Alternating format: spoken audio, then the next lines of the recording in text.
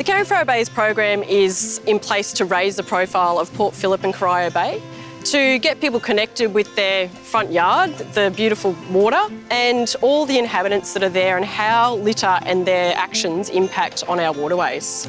We're lucky enough to have really quite pristine beaches and foreshore areas, but as population increases and tourists, we're finding that the litter problem was also increasing. It's estimated that 370 million items of litter run into the bay from the catchment of Geelong and Melbourne each year, which basically has a major impact socially, aesthetically, with our tourism and economy, and also has a really detrimental impact on our wildlife and our environment. Our project starts in North Geelong, wrapping around Corio Bay through central Geelong, and then extends all the way around into Port Phillip Bay and the Bellarine Peninsula.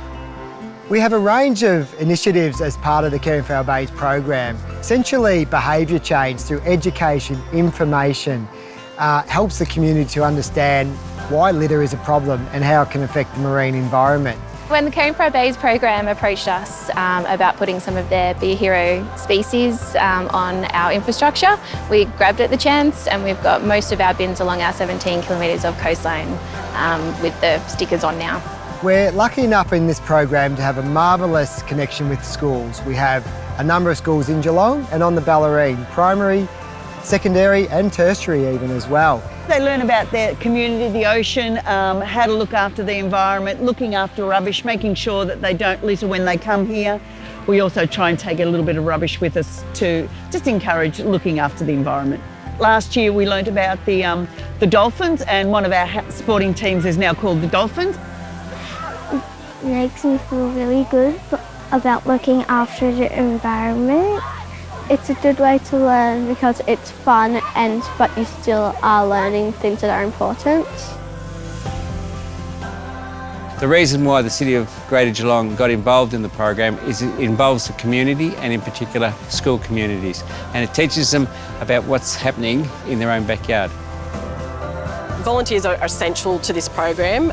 We can only do so much as organisations or individuals, but having the whole community behind us and being an advocate basically means that it empowers them to start action and create more action. So it's not just one person sending a message, it's everyone who's on board, and that's what we're aiming for. We look at 48 square metres of beach and marina, 4 different spots for us here, and we have data sheets which we collect waste and we record them all. After we've done that, other volunteers I work with and myself take it back and put it into a database. So then they can look at scientifically where the data's coming from in terms of where is that litter coming from, what's its source, who are the problem groups that maybe we need to positively engage with to change behaviour. The Caring for the Bays program links in perfectly with the Officeworks objectives. We're focusing on education and environment, and obviously the local community, which Matt and his team at Caring for the Bays does a lot of work with schools and also in the local community as well. Reducing litter is important, or should be important to everyone, but particularly Officeworks.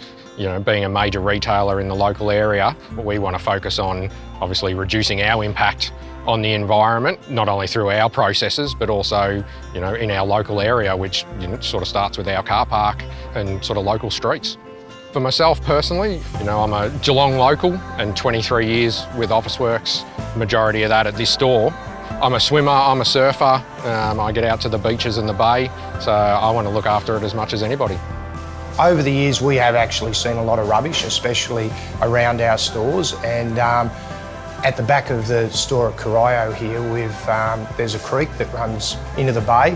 When it rains, there's a whole lot more rubbish comes down through the drainage systems and ends up in the bay. And if we can help in any way to try to minimise that waste getting into the bay, you know, we're more than happy to be part of.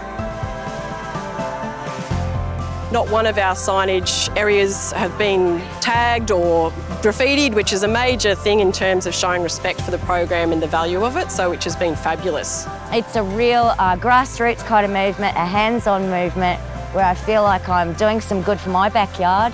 This is where I live now, and I feel like I'm not only helping my land, my ocean, my bay, my people, but also collecting evidence that may lead to really great changes in the future.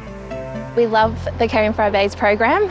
It really helps us here on the Northern Bellarine to help connect our community to the marine life in Port Phillip Bay and how litter affects those species. The most successful part of this project, I believe, is that we're able to identify a problem and then look at solutions and set about implementing them through our partnerships with the community and land managers.